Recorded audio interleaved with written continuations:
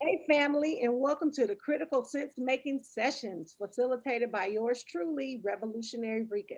Today's episode is episode 25. Today's topic is slavery in the 21st century. Today's guest is Joe Calderon, and he is a San Francisco native who is passionate about living and not existing, public health as an instrument of change, and equity as an investment and empowerment tool for our communities. Joe, tell us a little bit more about who you are and choose one word to describe how you are showing up. Passionate. I'm going to start with the word. I'm going to go backwards. Passionate. I'm a man who has a deep belief in humanity. I'm an optimist. I'm a person that believes that there's enough cracks in this system for us to seek the changes that we need so that we can have a people-centric government that believes in equity, that believes in a strong middle class, that believes in feeding the needy and curbing the greedy. That's who I am. Awesome. Thank you so much, Joe, for agreeing to be on the show.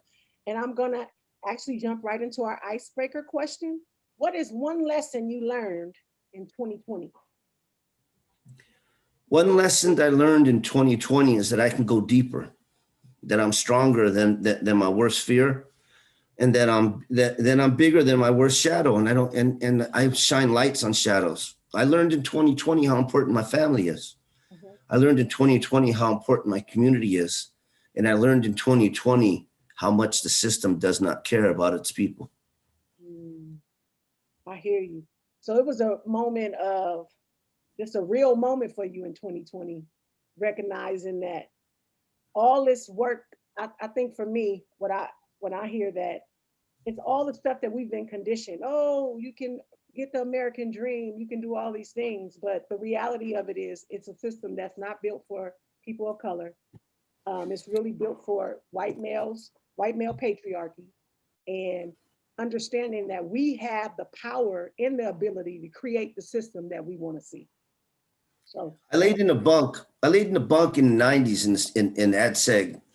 More about who Joe is. Joe wears many hats, but I did almost 20 years in prison. I remember laying in a bunk in AdSeg under investigation for activities that I was not guilty of, but was being pressed by an officer that I had filed a complaint on from the streets. I learned that you do 5 people's complaints from the streets on an officer, they get discharged.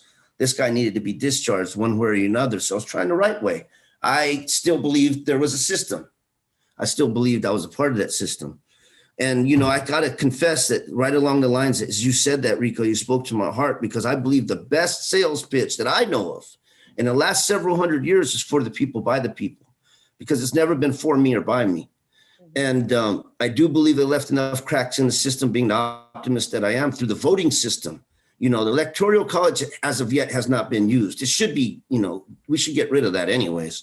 The electoral college is basically, can be utilized if they believe the people voted the wrong person in. So being a republic and not a true democratic nation, we need to get rid of the electoral college and let the people's voices be heard. 6% of white males owning land were able to vote when George Washington went for government. 6%. It went to about 50% at one point, and then you just had to be a white male. And then we didn't even get on board until officially the 60s. And even then, there was so much voter suppression and redlining that one must not just take anyone's word, but go ahead and look up redlining. Go ahead and look up when George Washington went. Don't take my numbers. I challenge you to challenge me, and let's grow together. Absolutely. Thank you, Joe. I'm looking forward to this conversation. And so I'm going to move us right into our first set of questions. Tell me a little bit about life growing up in San Francisco. I loved San Francisco as a child.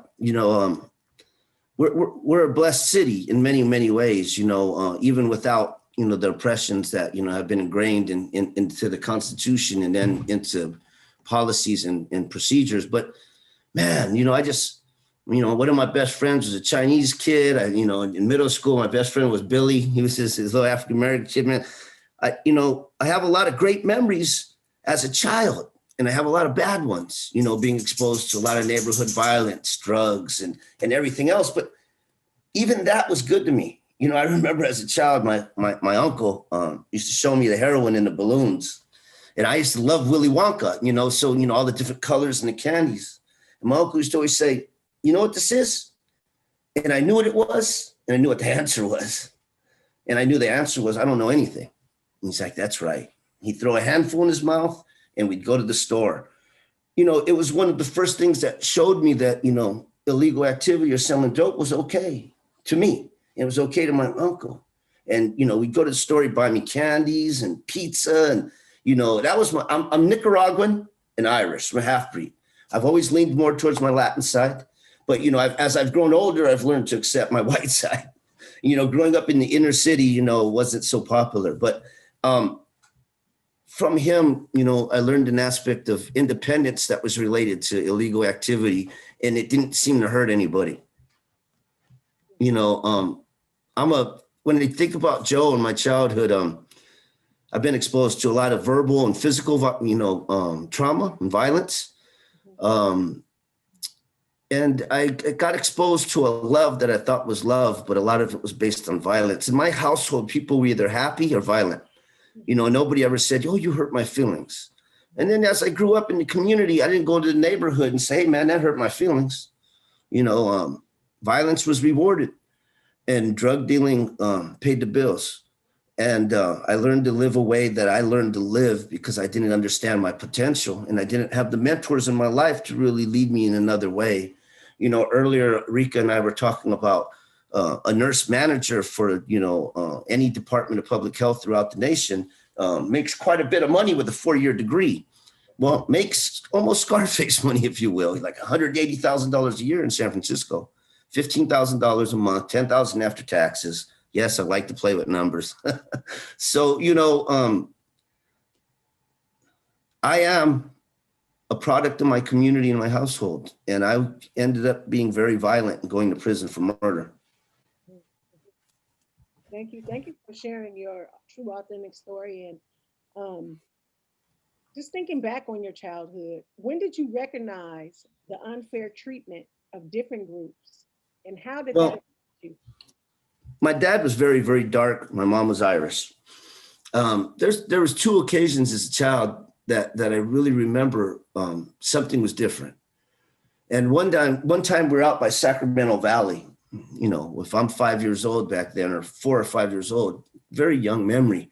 But I remembered it clearly because we were grabbing wood to start a fire at a community area where people stop and start little fires and cook. So I was grabbing the firewood, me, my mother, and my father, and, going back and forth like ants. Well, one of the times I grabbed the wood and I threw the wood and I got a sliver go up. And I didn't even notice these people, but out of nowhere I heard, hey, Dad, look, the little spick got a sliver. And they started laughing. And then I remember looking up, I'm about 5 years old. And this kid, now that I look back, probably 10 or 12, little fat kid, and his 2 big uncles, his uncle and I assume his dad, and they're looking at me and they're just laughing at me. And I knew something was wrong and I felt bad and I didn't know what spick meant, but he said it with so much spite, I knew it was bad. And I also knew that I was not going to tell my dad because my dad would fight. So I just buried my head, ashamed, and continued the ant trail until we were done and told no one. That was one occasion, where I was treated differently. There was another occasion, and both of them were personal, where I was in like kindergarten or first grade, and I swear my dad moved like he was wanted from the FBI. We were young. I spent the majority of my life in San Francisco, but at this one period, we were living up by Shasta County. And, come on now, go Shasta County and subtract the years. California was still very racist. I'm not saying it isn't now. They just hide it better, and we use different words. But I remember that I wasn't used to boys having long hair at the time. There was a little boy in the class, and he had long hair, and the other kids thought it was cute to ask me, is such and such a boy or a girl? All the time they'd ask me because they loved my answer. And I wasn't saying it to be mean. I was saying it according to what I knew, according to my experience. And I said, no, he's a girl. He's got long hair. And the teacher, used to tell them not to mind me. Never mind. He's nobody. And, I look back and, I was the only kid in that damn class that had, a parent that, you can say was colored, brown, dark brown, light black. And I remember my dad coming home from bars. My mom would always tell him, don't go to the bars. And he would come back beat up all the time. He was always the one they started to fight with, beat up in the bars, but he didn't learn, his addiction to alcohol, outweighed his common sense, if sense is ever common. Thank you. Thank you for sharing those experiences. What did you learn about American slavery at school? God, it's interesting because I was thinking about this question. And to be quite honest, what I know about slavery today has washed anything out that I ever learned, because I don't really think I was taught about American slavery.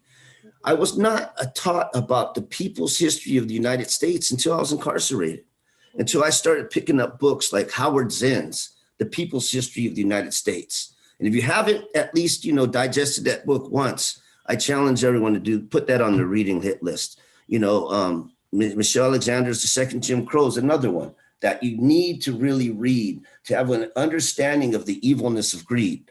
And so I'm going to go back to as a child, nothing. No, I was never taught the truth of slavery. And I don't think they can teach the truth, because of the conqueror's history. If they were to teach the truth, they would tell you that they dehumanized African Americans for profit. And who's to say it stopped in 2021? Absolutely. Thank you. How did your village educate you on American slavery? I didn't get enough from them. I don't think they ever dug like I had the chance to dig. Being stuck in a cell with books I don't credit the system for my change. It was most likely the development of my frontal lobe and sense in general. I hate using that term common sense, because if sense was common, we'd have never had this orange president.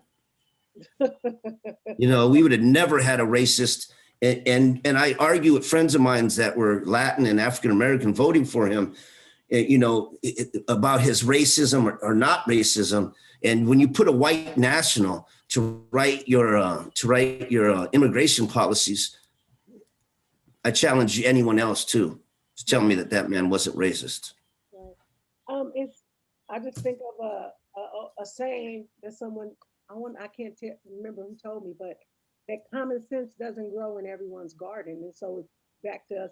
So it's not common, and therefore it's not. It is definitely not. It's an oxymoron for sure. Right, and so that leads me to believe that sense needs to be cultivated. And so without those experiences, for you to make critical sense of what's happening and to practice those skills, many of us come from cultures where children are to be seen and not heard. And so we can't make critical sense at home. They don't allow it in schools. So where do we practice those skills? So I definitely feel like I agree with you. It does not grow in every garden. Most people don't have it, because most people are willing to let people tell them what's happening, what needs to be done, and they take them at their word. And so you taking that time to, one, study and discover who you are and some of the true pieces of history that have been left out, I think is vital to us moving forward. It's amazing. And I think we should push for K through 12 to have their history books thrown out and rewritten. It's a shame, because K through 12 is very, very much like Hare Krishnas. And I don't know how many people remember Hare Krishnas, but Hare Krishnas, no disrespect to whatever they believe, but it's identified as a cult.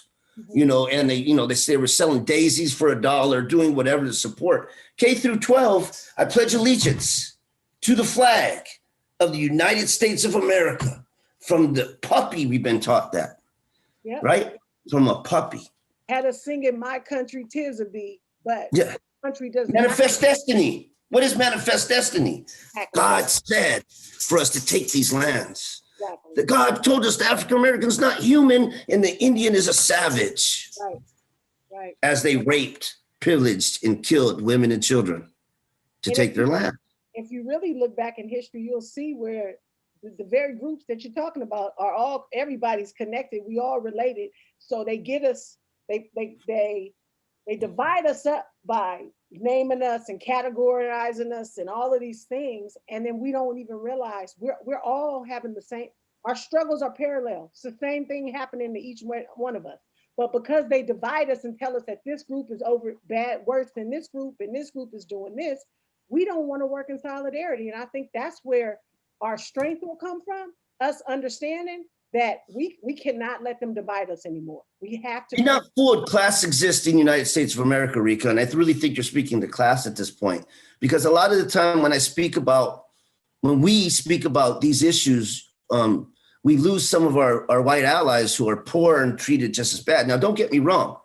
White is a privilege. There is privileges even for poor whites and poor white prisoners. And there is a privilege there that they won't recognize most of the time. And that strong-minded individuals that really digest the reality of where we're at in the world would understand that white privilege is why race exists.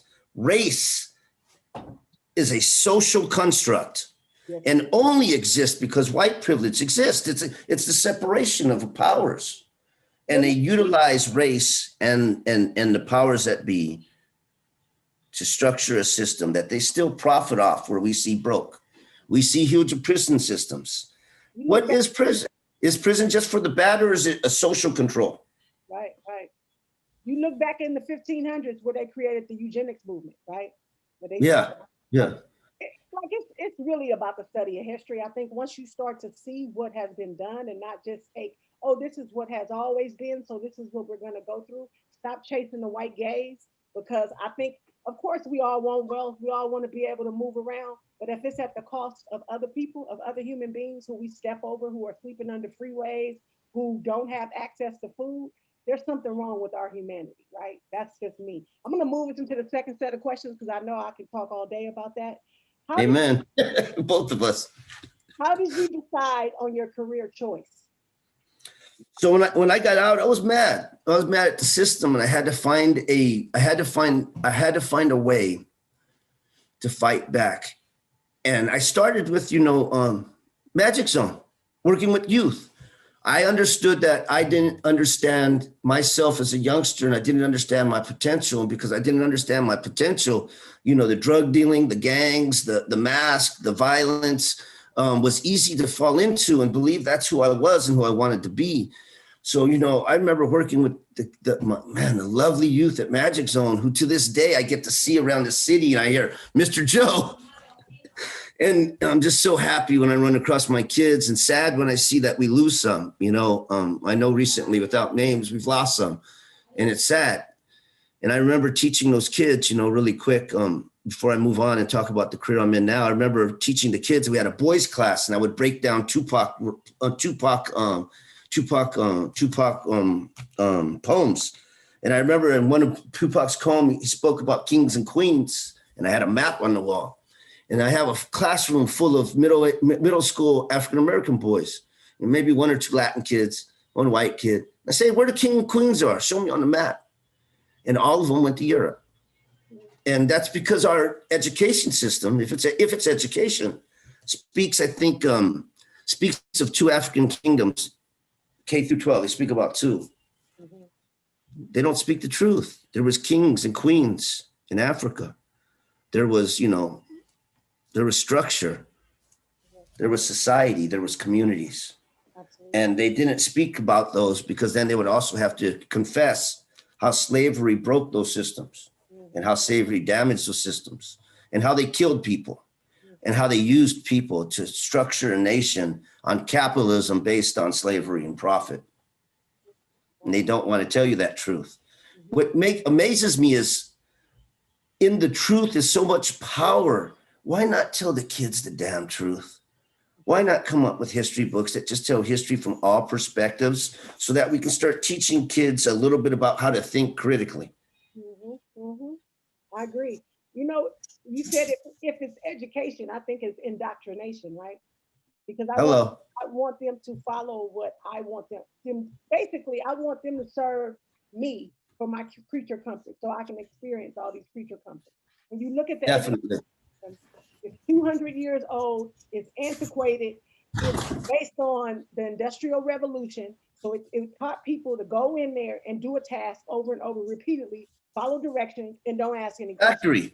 Factory mode. Exactly. And so it made sense in the 1800s to build a school like that. We are now in a technological age. Our kids are not learning coding. They are not learning how to program. They are not learning any of these things that would help them that's going to help them thrive Why are they not being taught that, Rika? Tell me why. because they don't want. That's critical. That starts the critical thinking skills. If you tap into your critical thinking skills and you can think for yourself, you no longer need Big Papa Are to. they being taught to code in those private schools? Oh, absolutely. Advantage, huh? They learn how to tinker. I know that firsthand. They know how to tinker. When kindergartners can create a PowerPoint, I think Ms. Davis used to talk about this. Create PowerPoints on the Five Little Pumpkin stories. You think, oh, that's cute, but it's exposure. They're exposing them to stuff that even our eighth graders are not getting in public schools, which is hello. I struggle with PowerPoint at 51. I'm still learning. And, we're behind the 8 ball. And they start us there. And they tell us that if you work hard, if you really, really work hard, you'll be rich too. Now, don't get me wrong. We got some stars that break the class system, stay structured, get an education, and then understand, like, I love you. But, most of them get lost in something else. The money chase, the white picket fence.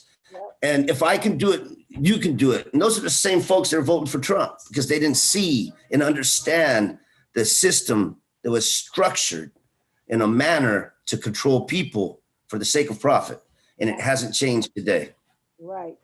And they when they are elevated to positions of power, the only way to hold on to those positions of power is to then perpetuate the same oppression that this white neoliberalistic system is doing to the masses. To the money. Exactly. How have power, privilege, and oppression impacted your career? God. We spoke a little bit earlier about, I'm at least white passing, depending how close you look, right? But, how has it affected me? Well, definitely in the amount of money I make, nonprofits and such, that struggle. Yep. You're never going to get paid what you're worth, and you should always get paid what you want. Collateral consequences of incarceration. There's 44,000 collateral consequences of incarceration on the books, which means it is legal to discriminate. It is legal to discriminate. How has that affected me? Quite a bit. I've been blessed to fall into a job where having a record is a prerequisite, but that's not always true.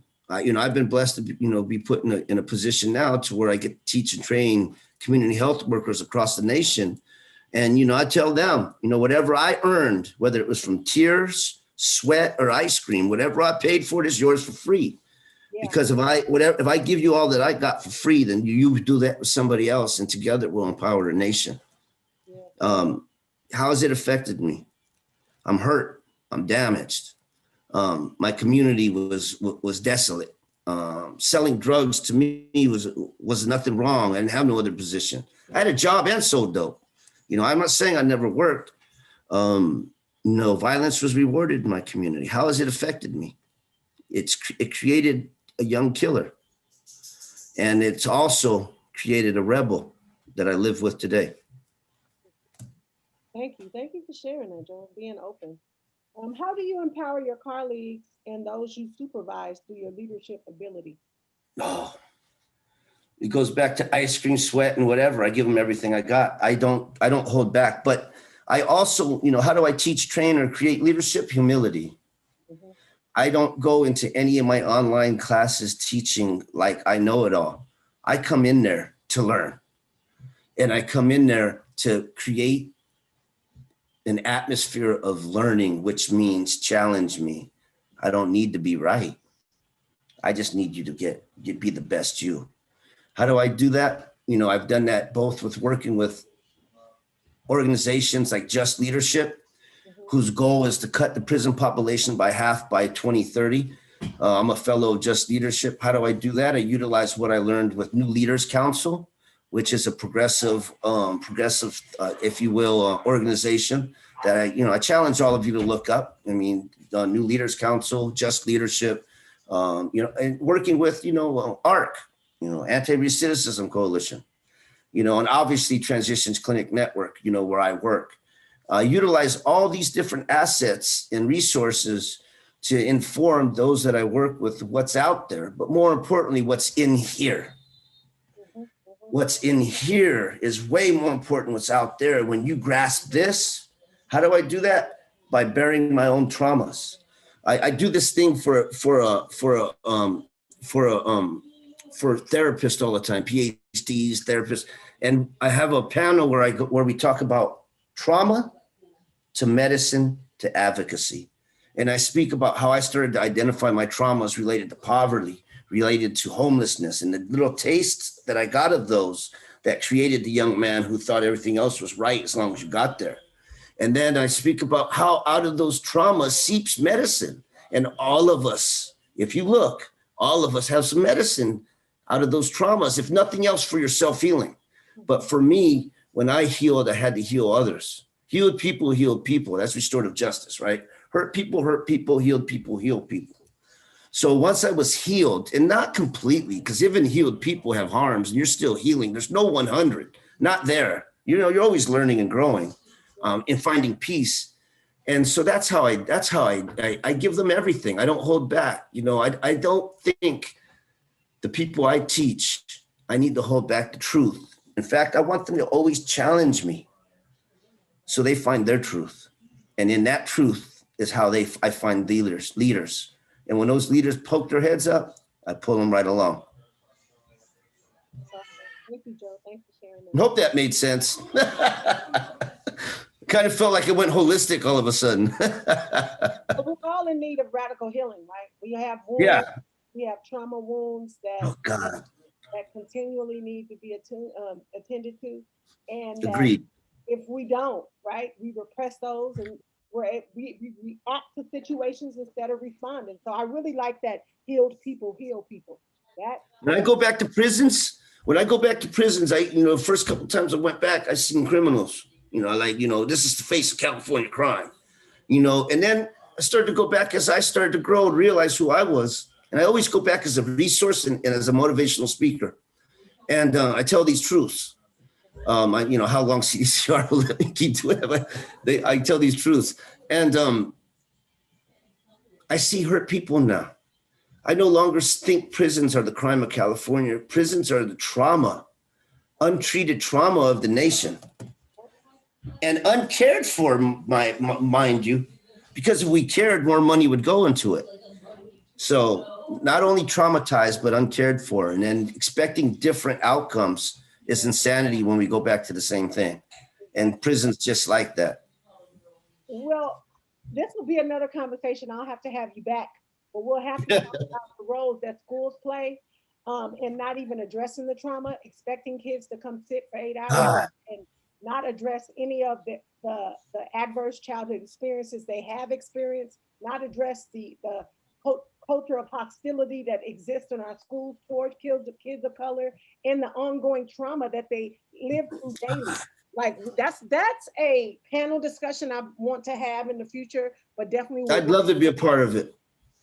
Because I think that's what we need to change. The meritocracy, yeah, it works for the few who parents are, lording over them and making sure they have no other time to live and explore anything else but to sit there and drill and kill.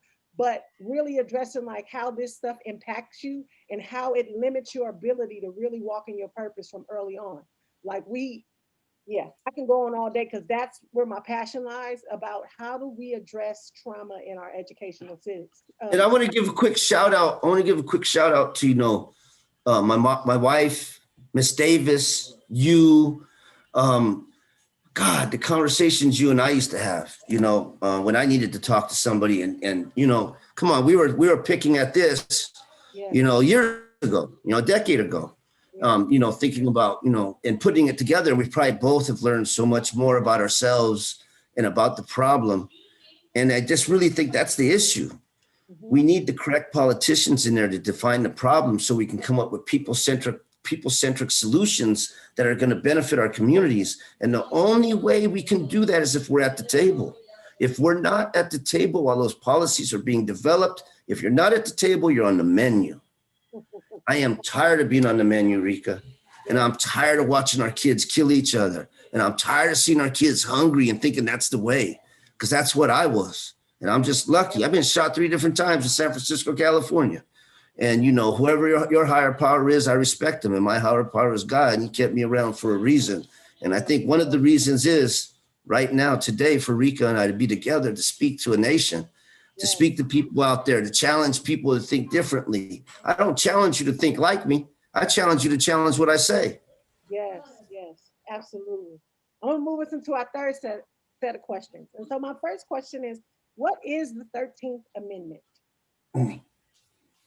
Depends who you ask. I'm going to start off right by what I think about it, and what I think about it is the okey doke. It was the North and South were fighting. Whether the North truly wanted to free the black man or not, that's a conversation for another day. And whether the South really, we know what the South wanted. That slavery was money. So the 13th Amendment supposedly abolished slavery. But the 13th Amendment left the clause that said, unless it's a criminal, I can pull it up by word, but it says, unless there was a crime. If you're a criminal, you could be a slave. I challenge people to look up what the prison population was before the 13th Amendment, and then to watch it grow, and to watch who was in, and to look at the Jim Crow laws, to where at that time, if you were African-American in the South, standing at the store, getting ready to buy something, they pull up, they ask you if you have a job, you end up in prison. I ask you to challenge yourself, not to believe what you heard, but to look at what it really was, and how the 13th Amendment helped the South because they still needed workers. The difference was before they owned slaves, but after the 13th Amendment, they began building prison cells on those plantations. Ugly sayings came out of that time. I believe that saying, work to death, came out of that era because the African-American went from property to prisoner. And if the prisoner died on you, they just put somebody else in that cell in the next couple of days. So you're no longer property. You got treated even worse. I know that's a lot of ugly stuff, and some might challenge it and say, I'm not dark enough to bring it up. I'm going to say I'm a human being, and there's only one race. And I'm not going to let none of my brothers and sisters be treated like that back then or now. And that's why I speak on it. Speak with me. Stand up with me. Let's refuse to go for the okey doke. The 13th Amendment said it freed the African American. Look at our prisons and the populations and the percentages. In San Francisco, we have like 3 or 4% African Americans. Some have said as low as 2, some say as high as 5. But 55% of our county jail is black. Hello. So cocaine is not in St. Francis Woods. Sorry, you guys. There's a lot here, for us to think about when we think about prison, when we think about policies, and we think about how racism lives in policy. And I don't care if you're racist in your backyard or in your bedroom, but racism cannot and will not live in policy. We will challenge that till we die, and we will change that. I hear you. So what are the effects of mass incarceration on Black and brown communities? It goes back to the 44,000 collateral consequences of incarceration and how that still lives. But when you think about what mass incarceration and the war on drugs done on our communities, and these are things that Rika and I lived through. So when you think about what it did to our communities, is exactly this. It destroyed our communities, not only economically by moving a father out of many households, but socially by moving many, many African Americans and Latins. But let's speak to the statistics. African Americans to prison. And so, it's a social control as well, because the majority of states don't allow you to ever vote again if you've been a felon.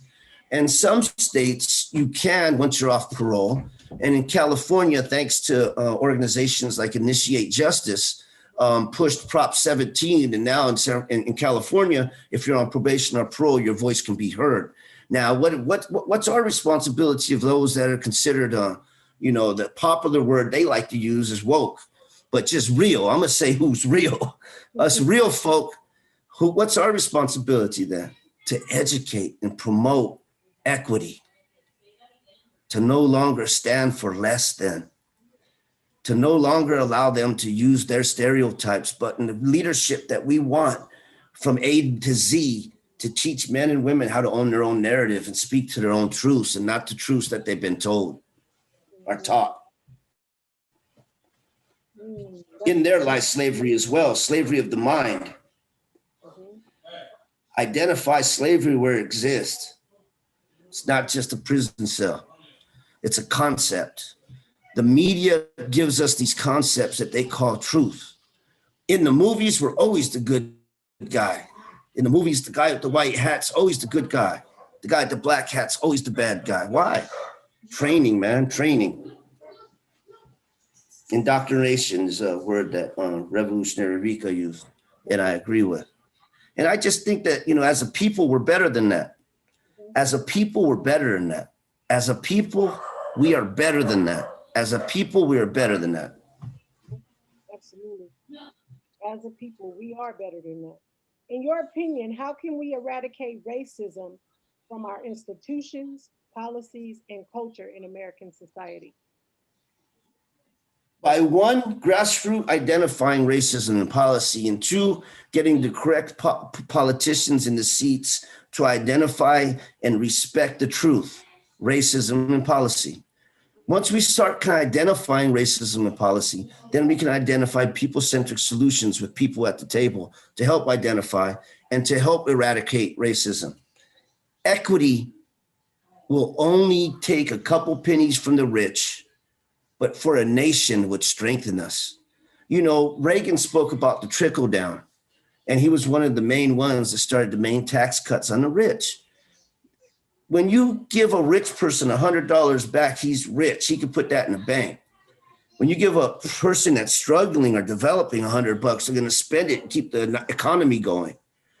This last cut for the COVID cut, I forgot the exact numbers. Please look it up. But about 500 million, maybe billion dollars, 500 million went to Fortune 500 companies, while about 200 million went to the people. And they cried about giving us $1,200 like they're crying about giving us 2,000. Right. Let me tell you guys something really quick. That's our tax dollars. Why shouldn't we get 2,000 and rent covered until we get stabilized through this economic monster called COVID?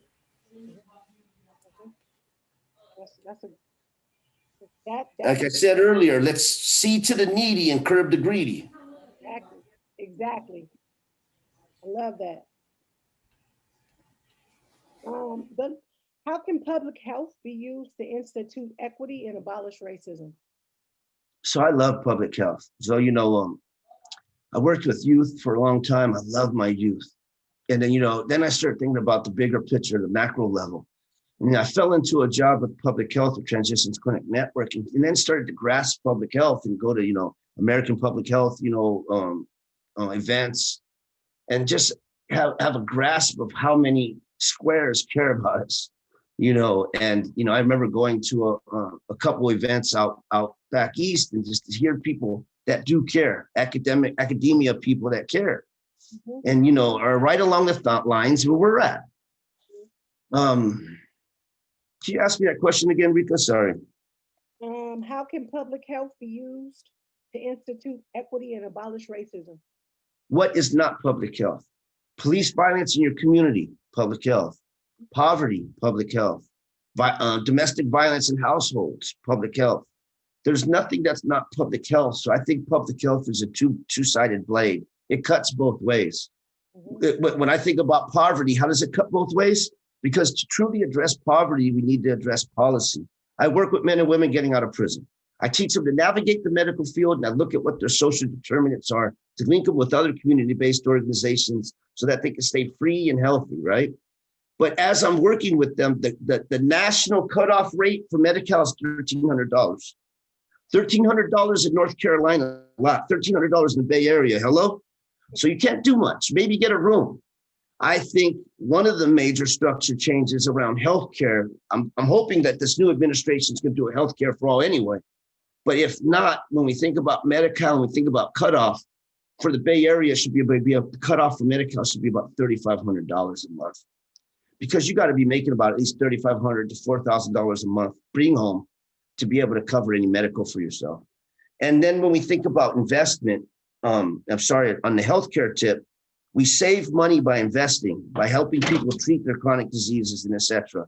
Except because if we don't help them there, then they're going to abuse the emergency room, which is going to cost us, the public, more money.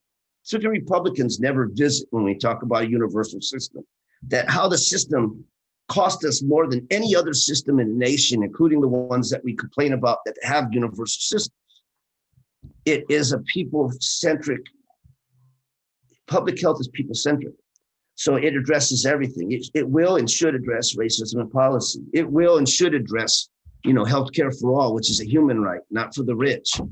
I could go on, and public health, I think, is the answer, because it touches everything. Education, it touches everything. Absolutely, thank you.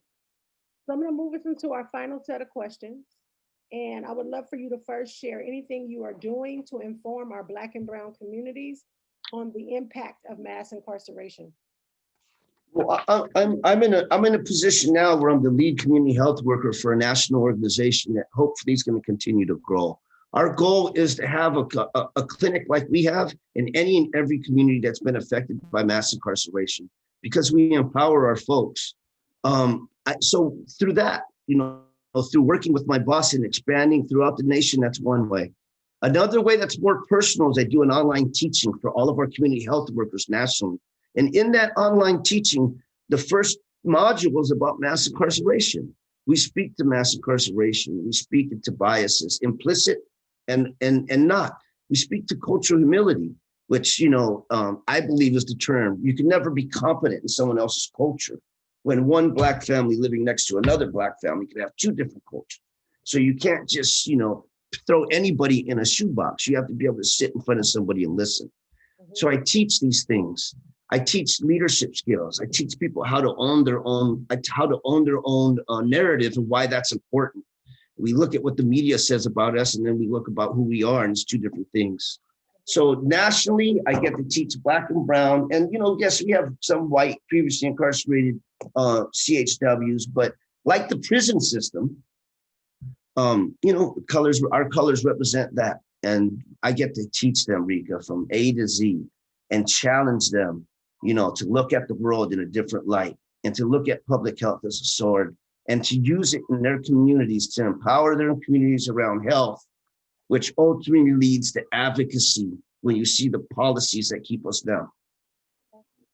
So have you taken any action to promote equitable policies that are beneficial to Black and Brown communities? In California, I've been a part either indirectly by our organization supporting movements, like I said, Initiate Justice and ARC, and directly, being able to. I was asked to speak in front of the California Senate about prisoners being charged $5 per visit when they make 8 cents an hour, and how that's fair, and how healthcare in prison is hurting our Black and Brown folks. Because would you rather have $5 for a deodorant and a couple of soups, or go to the dentist? And in a place where there's, you don't get to eat, what you want or when you want, you're going to choose the food and cosmetics because your celly don't want you to stink, and that can lead to a fight.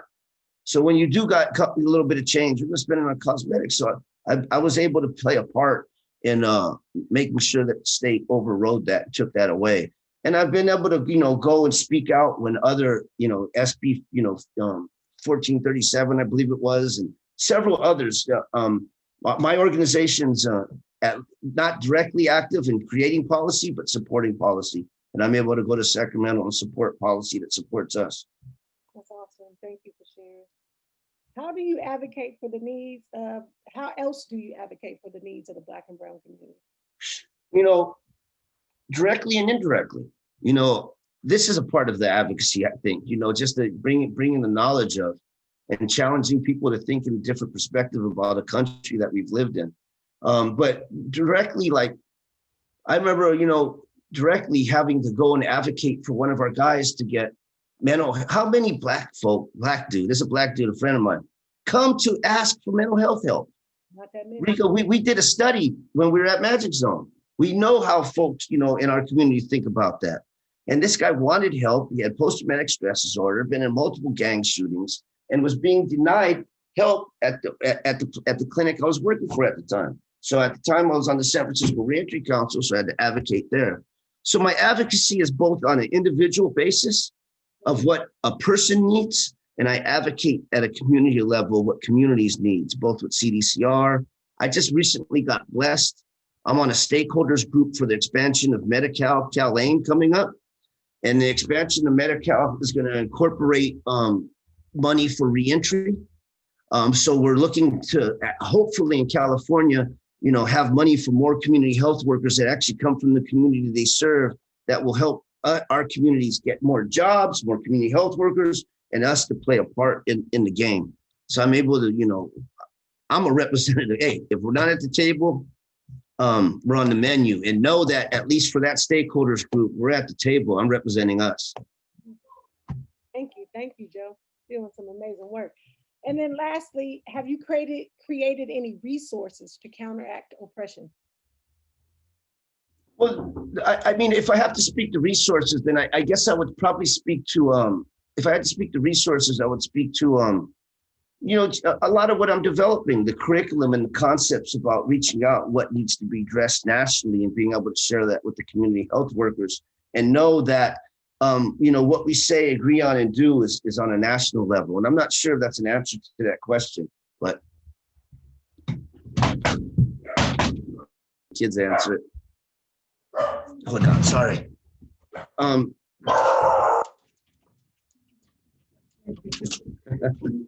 Visitor, sorry. How are you? Okay, let's go on. You might have to cut that part. Yours. Okay. Well, thank you, Joe, for sharing out what you're doing currently and what you've been up to, and just educating and equipping our community about the impact of mass incarceration, and also on how we can really challenge and transform the policy landscape. And so I've heard you say a lot of things. I'm just going to lift up a few of the pearls that I heard from you. I did hear practice humility and arrive at every situation ready to learn. Healed people heal people. We must educate and promote equity, no longer accept less than. 4, identify slavery where it exists. And so some of that may be to change your mindset. Identify racism in policies, get the politicians to accept the truth about the racism that exists in the policies. It will take a couple of pennies from the rich, but can change the nation. And then I also heard you say, we have to see about the needy and curb the greedy. And so Amen. a lot more, and I know our viewers will take away a lot from this conversation, but if there's one last tip or piece of advice that you would like to share with the viewers, the last voice that they hear will be yours. I just want to say to your viewers that I challenge you to challenge yourself. I don't think I said enough about the 13th Amendment being an okie doke. So, I want to leave you with that. Is the 13th Amendment freedom, or is it the okie doke? Freedom still lives for the rich, but not for the poor. Malcolm X, and I'm not going to do his quote honor, but Malcolm X said, be careful of the media, because the media will show the good people and put them in a bad frame, and show the bad people and put them in a good frame. We are all good people. Some of us have made some very bad mistakes, but we're not our worst mistake, none of us. And all of us have the capability of change, and all of us have the structure, mindset, and power to change this nation and make it people-centric, if we do it together. And if we no longer accept race as a social construct, and realize we are one people, and that the rich need us, but we don't need them. It's time for them to break off some pennies. Thank you, Rika. Thanks for having me. Thank you.